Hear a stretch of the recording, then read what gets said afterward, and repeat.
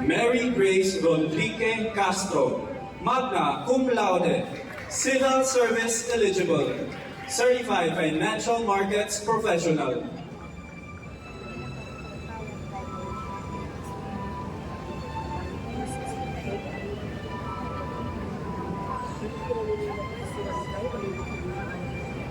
Frank Anthony Abigo Chua, cum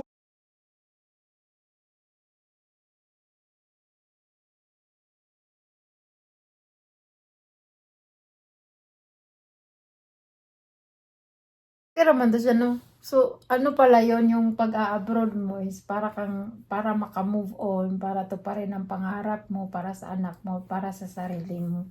Grabe, ang bata mo pa, Sa bata-bata kasi ano pa ako ng grade 3. 23. Paano kasi ako nakapagatawa parang nasa 17 pa. Mm.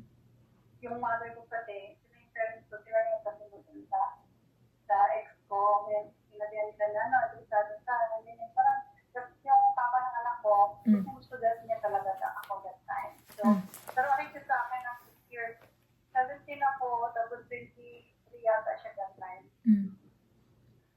Tapos yun, mahal naman niya ako, kaya lang, ang problema sa amin, pag pamilya na ang people, yung parehong pamilya niya na, tapos hindi strong ang foundation niya kasi, mga bata pa kayo, hindi niya kaya i-stand yung family namin. Tapos ako, nakikita mo yung anak namin na mag-aaral na, yun na yung worry ko, na ayaw kong lumaki yung anak ko na doon sa probinsya na, wala mo lang siya mapakita sa sarili niya, yung ganun ba? Hindi naman sa pagmamayabang yung anak mo, makita mo yung anak mo sa sabi, yung ganun. Yung talagang pinapangarap ko, lumaki siya.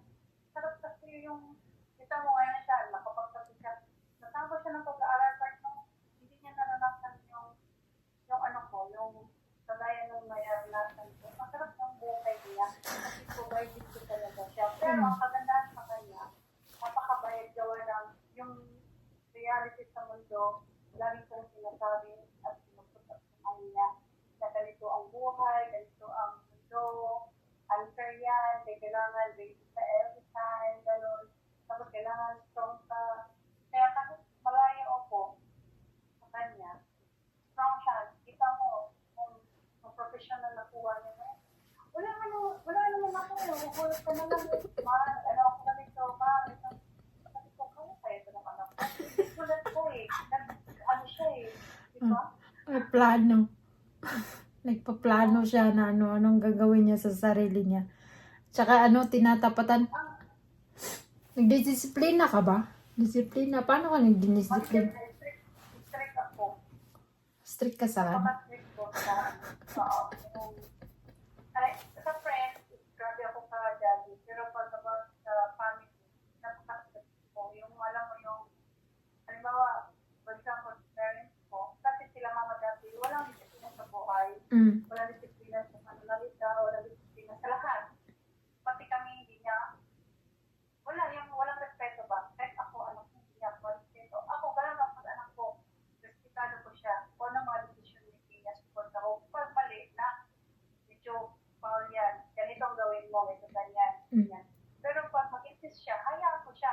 May time na ginawa ko yung part. Nag-insist siya sa akin, ito na ang na-insist. Nag-insist siya, hinayaan ko siya, binitawan ko. Yun ang ginawa ko. Alam mo bakit binitawan ko siya? Para ma-realize niya, tama ako, at mali yung gusto niya. Na-realize niya yun. Ngayon, pag na-realize na talagang inaamit niya ako, sorry, ganyan. Tapos, nang pinagsunan niya, nag-sorry sa akin, at na-realize na niya yung mga bagay-bagay na masisa.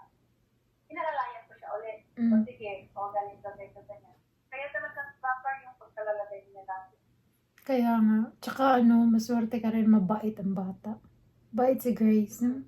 Kita mo sa kanyang yung mabait siya, tsaka sumusunod, alam mo yun, tsaka marespetong bata. Ramdam mo sa batang mabait siya. Kaya parang maswerte ka din sa anak mo kasi may ibang OFW, di ba? Yung na-spoiled, yung, alam mo yun? Yung pag-aralin mo, hindi pala nag-aral, alam mo yung, parang bawing-bawi naman sa bata. Bawing-bawi ni Grace, sobrang bait. Isa lang ba? Parang solid na anak. Sabi ko, ang sarap naman ito. So, nung gumraduate siya, Ang sarap naman nun, magna cum laude. Actually, hindi niya sinabi yan. Hindi niya sinabi? Hindi niya alam na uuwi ako kasi that time namatay yung alaga ko, diba? Kasi yung alaga ko, kailangan ko hindi ka employer. So, nalipat ako ng employer nun. Akala niya today, ay, bago ko sa mama malaman, hindi ko papayagan. Usually, yun talaga nangyari. So, kaya kasi mapupunta ka pa lang sa kanila. So, pero that time, alam kasi ng agency ko na matagal akong hindi nakauwi. Kahit nung namatay yung kapatid ko, hindi ako nakauwi. Kaya ang agency ko mismo ang nag-settle doon sa employer ko. Sabi niya, kailangan niyang umuwi. Kaya tinanong ako that time ng interview, kaya ba mo gusto umuwi? Sinabi ko agad, June. Kaya nakapix yun. Paglipat ko, 3 months lang. Pero hindi alam yung alam ko na makauwi din ako. Kasi, ang nangyayari lang, kasi si mama, siya namatay na talagang sigulay dahil siya ganyan. So, hindi ko pala alam ng part na, na nagtrabaho na pala siya while nag-eskwela. Natakaan ko, pagod na siya every time na kausap.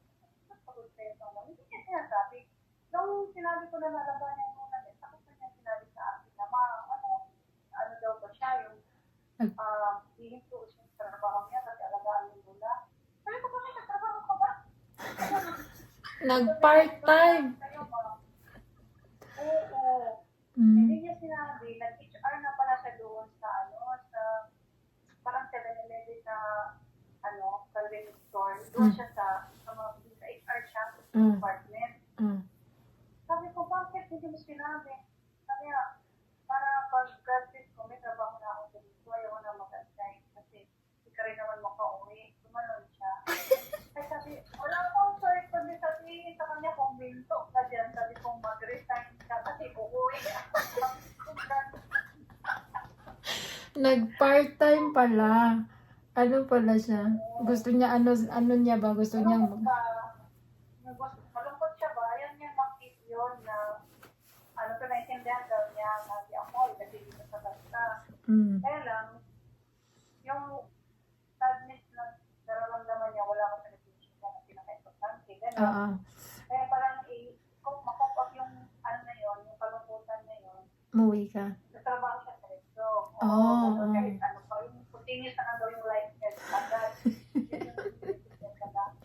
Pagkatapos ko na uwi ako, ayun. Kung biyak siya, Siyempre, oo. Yun, biyak siya talaga. Tapos yun, masaya siya nag-alaga sa bulan niya.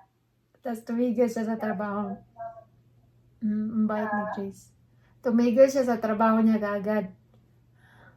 Oo, tapos matagal pa siyang pinayagan. So, nag-try na siya ng resign, nagustuhan talaga siya. Actually, yan, nagugustuhan siya. Kahit sa hospital na ito sa Santos, siya. So, pagpapa niya yung resignation, sinabi niya, magkano offer sa PCI? Baka pwede namin kapatan. Oo. Ayaw siya palisin. Hala ka na. Tapos sabi niya, decided na daw siya, maano daw yung course niya talaga accounting. Yung, maano niya ba? Oo, accountancy. Kasi hospital siya siya.